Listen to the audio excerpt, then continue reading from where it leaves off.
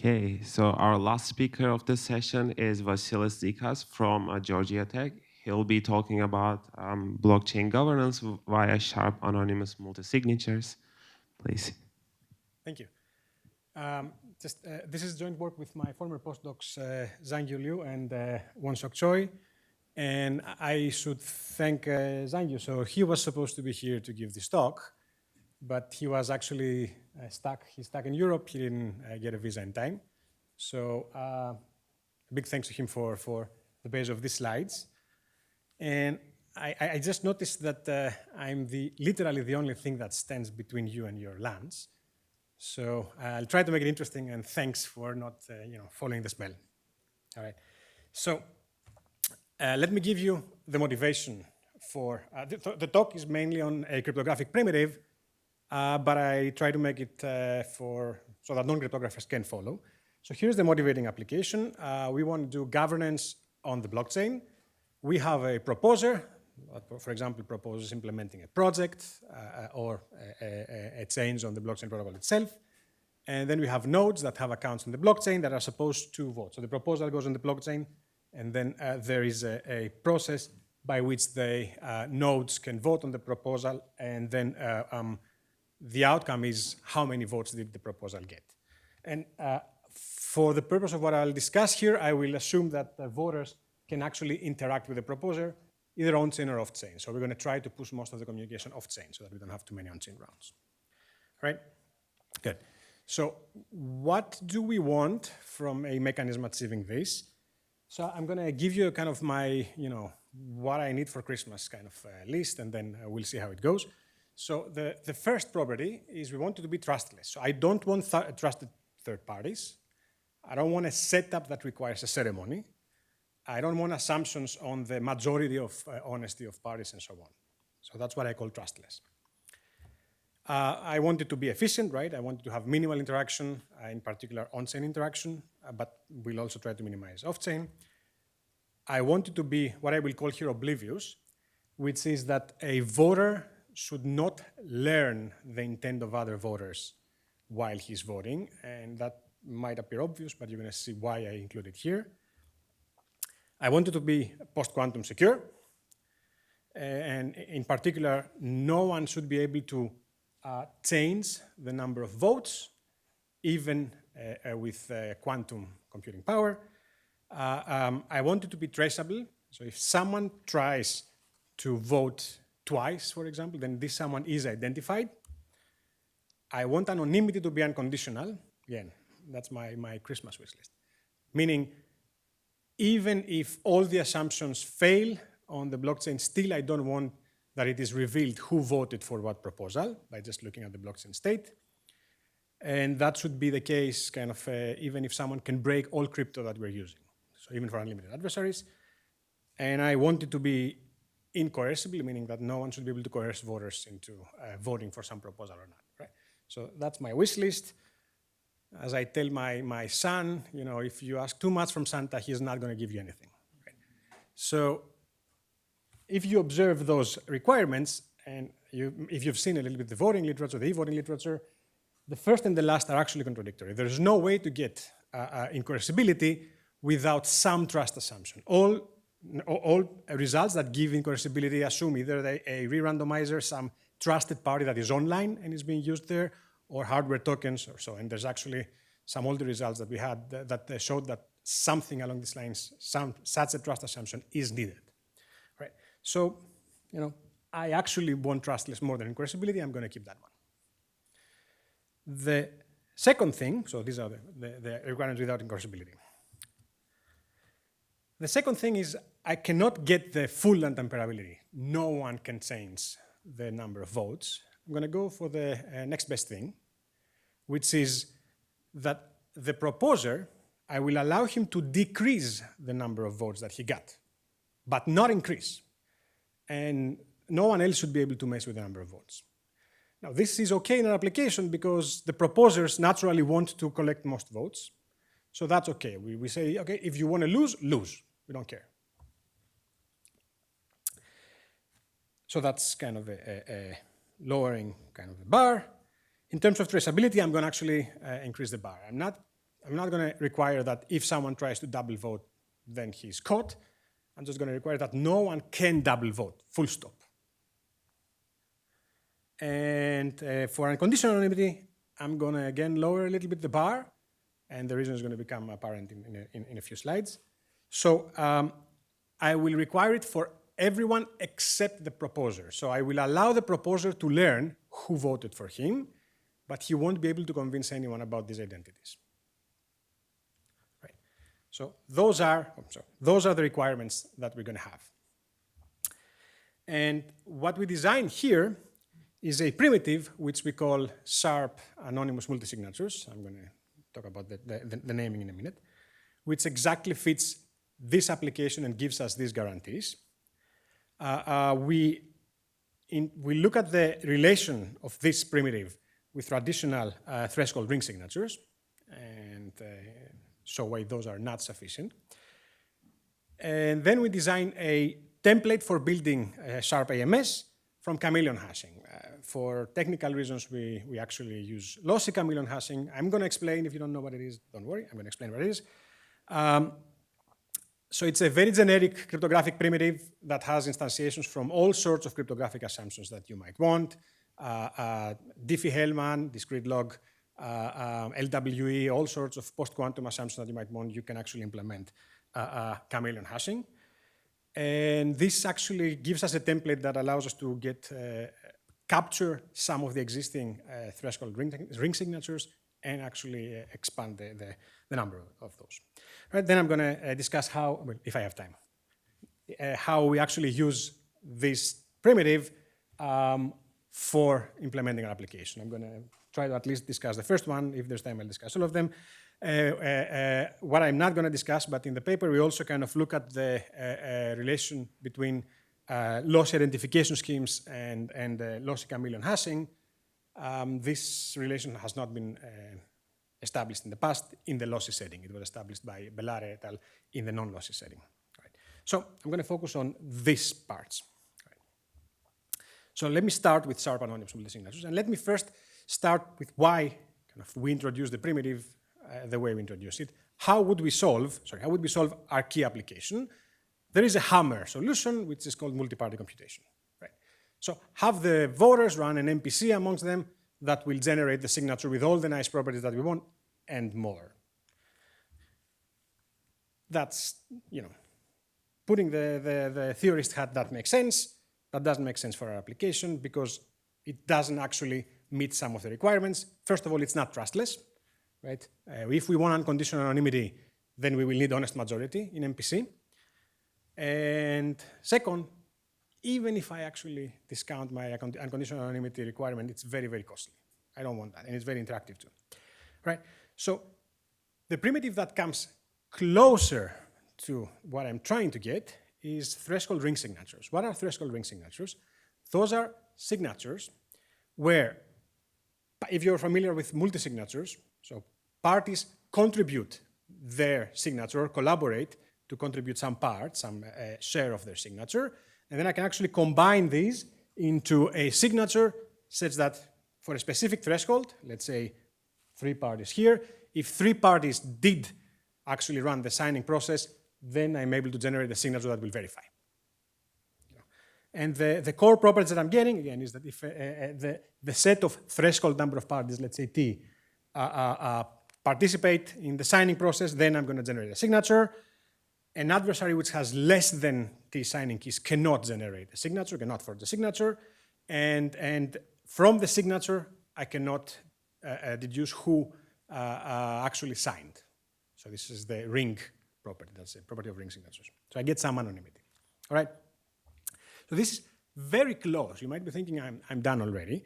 Why? Well, I do have threshold ring signatures with unconditional anonymity, which is great. I do have threshold ring signatures with this trustless property that I want. People just generate their keys. And if I have a standard PKI, I just can actually get threshold ring signatures. And I do have constructions which are post-quantum secure in terms of their enforceability. Right? So I get like a lot of my items in the wish list, but not all. And actually, I don't get one very important one. threshold ring signatures are a yes or no primitive.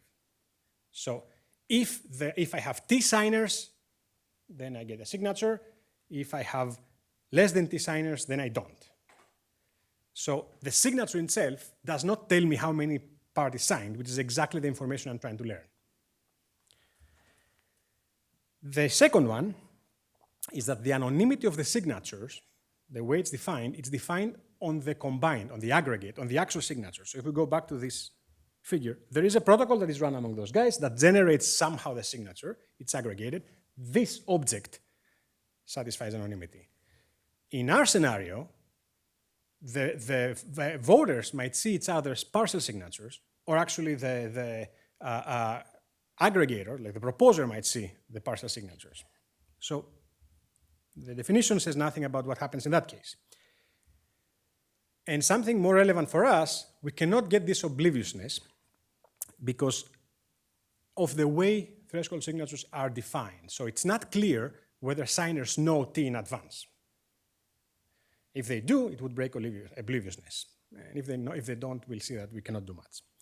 All right, and I should say that those three primitives are the result of the way threshold ring signatures are defined. They're defined as an algorithm, and what we need is actually to be able to decide on runtime issues of their application. So the definition won't give me what we want. What will give me the thing we want is what we call sharp anonymous multisignatures. Why this naming? So for computer scientists, this is kind of inspired by the classes P and sharp P, right? P is the class of decision problems, like yes or no. Sharp P is the class of how many solutions do I have, right? So that's why we call it sharp AMS. And what is sharp AMS? Sharp AMS is the primitive, it's pretty much exactly the primitive we want. It actually generates a signature, however many parties participate. I don't need to know the threshold in advance. Generate a signature. The verification of the signature outputs the number of parties that signed. And I will get similar correctness and forgeability and anonymity properties as I got with the threshold signatures, except that for anonymity we will require it also against insiders, against people that see partial signatures. All right. So it turns out that if I try to define, which we do have the definition in the paper, this primitive as a non-interactive primitive, just the signing algorithm verification and then its security properties, we will have similar issues as the ones that we had with the standard threshold signatures. So what we do instead is we define this primitive as a protocol. So this is a protocol between a proposer, think of it as an aggregator, and signers. We have no trust, so just a PKI, which can be created in advance or just for these instantiations. And we will assume some interaction between the signers and the proposer. In this interaction, the proposer learns T, learns the number of signers, and from this interaction, he's able to produce a signature. So think of it as the proposer is an aggregator. No one else learns T. The proposer will learn T and can produce a signature. Anyway, he can learn T just from the signature. All right? And what we'll require is that the stuff we had before, the verification of the signature outputs the number of signers. The signature is unforgeable in the sense that the proposer or anyone else, collaborating with him or not, cannot increase T. If T signers sign, the proposer cannot generate a signature that will verify it to some T prime bigger than T. Anonymity, only the proposer learns who signed, which is inevitable because they're interacting with him, unless we have like heavy tools. I'm going to potentially say something. But he cannot prove the identities. He cannot say that this guy is one of the signatures. And then obliviousness is satisfied by this primitive just because in the interaction that we'll have between the proposer and the signers, they don't learn T. They only learn it after the signature is generated from the signature itself. All right, so I should point out that there is a related primitive in the literature, which is called graded signatures by Kayas et al., which also looks at signatures with a moderator, but it has several issues with satisfying our requirements. The biggest one is that it has a flavor similar to identity-based signatures or like hierarchical signatures. So the point is it requires a trusted setup. It needs a master key and secret key, and it needs someone who is fully trusted to be always on hold of this master secret key. If this thing, first of all, it's not easy to generate it, you need a ceremony, and if this thing leaks, then the security of the system breaks, and even beyond that, we get non-conditional anonymity and no post-quantum security. And this is because the tool they use, we don't know their post-quantum variants. All right, so before giving you our construction, since I'm hoping you guys are grasping kind of the TRS and what they are, let me tell you how I can get something like a sharp AMS from a TRS, from a threshold ring signatures. So turns out that the definition does not specify T, but many of the constructions of threshold ring signatures can actually generate signatures for smaller T's if less signers sign. So I can actually run a threshold, a T threshold signature, T out of N threshold signature, and if less than T signers sign, like 5 signers sign, I'm getting something which is a signature that certifies that at least 5 guys signed, except I don't know 5. If I knew 5, that would be a certificate of 5 guys having signed. So the way to get sharp AMS from threshold signatures of this type, not general, not using kind of the definition, from some constructions of threshold ring signatures, is to tell the signers, put T in your signature. So the interaction would be signers indicate their intent, the proposer see how many signers want to vote for him, he puts T into, so tells them, okay, vote, put your signature, your vote, and T, and then he aggregates those signatures with the signature on the message and the number T. Now, this gives you kind of the properties of sharp AMS, but first of all, as I said, this does not follow from the definition. You cannot use the definition of threshold ring signatures to say, okay, that reduction works. For some constructions, it works. And most importantly, it's not oblivious. So the signer, now the voter, votes knowing how many people are voting for this proposal, which changes the game entirely. Right, so that's not a satisfactory solution. Okay, so here is our solution. We use what is known in cryptography as chameleon hashing. So you can think of those as keyed hash functions. There is a key generation algorithm that generates a key, a hash key, and a trapdoor. And then the hash key can be used to hash a message and some randomness. This kind of hash key of this thing gives you H. And the trapdoor, so without the trapdoor, it's impossible to find collisions. If someone has the trapdoor, it's easy to find collisions. Those are these objects. So there's 2 parts. One part which allows to evaluate the hash function, the chameleon hashing, and another part which allows to find collisions. So what I mean by find collisions is that I can actually find a different pair, M2 and R2, that actually hit the same element H. All right, so these are well-known objects in cryptography. They're implemented by all sorts of assumptions, pretty much any assumption that you might think of. We have an instantiation of chameleon hashing. And how can it be used to generate signatures? Signatures for starters. I'll give you a construction of sharp AMS in the next slide. So how do we generate signatures? We use the well-known Fiat-Shamir heuristic. So first, we design a sigma, so-called sigma protocol, where a prover that knows a trapdoor can prove to a verifier that he knows the trapdoor. And how this goes is the prover chooses a random pair, M bar R bar, hashes it using the hash key. The hash key is public information, it's part of the statement. And then the verifier challenges the prover on a random message, and the prover needs to respond with an R that creates a collusion. All right, so that the hash of M bar R bar and the hash of M and R are the same value. Right, so if I can do that, it means I know the trapdoor. Because by our assumption, whoever doesn't know the trapdoor cannot do exactly that. All right, so this is a proof that the prover knows his, let's call it, key, trapdoor. And there's a well-known transformation that transforms any such proof into a signature. All you need to do is just the second message, which is the challenge of the verifier. You make it a hash of the first message and the message you're trying to sign. Right, so like the second message M here is a hash of the first message and the message you're trying to sign. And then a signature is just this triplet with this M, and the verification just verifies that you did things correctly. I should point out that this thing here is not the chameleon hash function. This is another hash function, SHA-256, which for the Fiat-Shamir transform to work is assumed to be a random oracle. All right, that's a very common way of generating signatures. DSA actually uses that too. All right, so this way we can get signatures from Sigma protocol. So how can we get sharp AMS from chameleon hashing?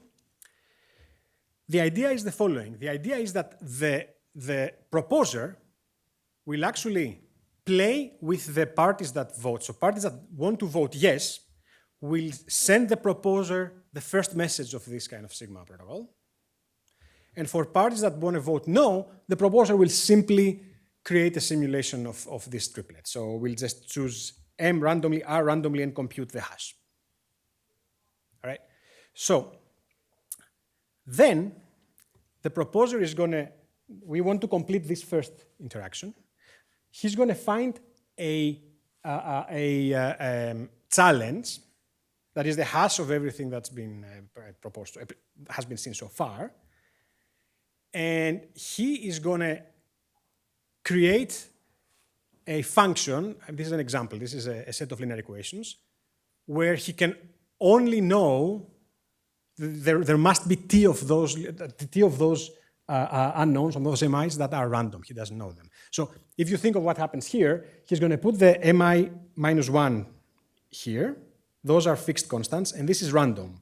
So if you try to solve this set of linear equations, you will have T values spread in the TMIs spread in there that are not in the control of the proposer, and it's not hard to prove that those TI, if the UIs are random, and they will be, since we're using a random oracle, then the MIs that are not hardwired, so those are going to be those MI, the MIs that would be here, are actually random. He doesn't control them. So then he will complete with every signer that says, yes, I vote for you, this second round using those MIs, and then we'll ask him to prove knowledge of the trapdoor by answering RI, and then the signature will be the threshold, all the MIs and all the RIs. So what this proves is that whoever generated this signature knows T of the trapdoors, because you need to complete T of those things to be able to generate the signature. This actually blends the idea that we had before with an idea of TR of n proofs from Kramer, Damgard, and Schoenmakers. All right. So this will give us exactly the properties we want from threshold signatures. We can actually modify it to account for signers that are malicious. Like if some signer goes to the sender, like starts the first round and then doesn't complete the first round, then the sender can actually signal leak. He can just complete the entire protocol with the others and signal that those guys are missing, and no information leaks on the remainder. So this set of malicious guys is revealed, but that's fine. They're bad guys. Not guys that don't vote. They're guys that said I'm going to vote and didn't. All right? And how do we use it for voting? Kind of the primitive is tailored to voting. So we have the proposer proposing his proposal, and then each supporter indicates that he's going to support by sending him their first message, HI, their hash. He does the simulation of the second part, takes this equation, solves it, and gives the MIs to the voters that said, yeah, I'm going to vote for you. They answer back with their next round, and he produces the signature and puts it on the blockchain. That's all. So the primitive is tailored to our application, actually. All right. One issue that this has is that it has too many rounds. We fix that by making the signing process one time. right? So I'm creating so those keys, those pairs are very easy to generate, unlike like common kind of public key, secret keys. So I'm just generating them for each proposal. I'm not going to go into the details. So this makes sure that I just like interact once with the proposer. I send him my pair of keys and then go away. And the third scheme that we actually create is one where you can only vote for one proposal, which is also useful. So in this scenario, you can vote for every proposal. You can use the same kind of credentials for every proposal, and you're not going to be caught. If you just want to have like 10 proposals and you can vote only on one of them, what you can do, and again, I'm not going to go into many details, but we use the same idea that we used for generating the challenges to have people generate a sequence of keys where they can prove that they only know one of them. Now, this 1 out of n proof of knowledge. So I don't have the time for that, but I can tell you more offline. So using that, then all you need to do is kind of use these keys and then also check kind of the consistency, this extra property, this table here on the signatures. Right? So yeah, that's what I have to say. Thanks.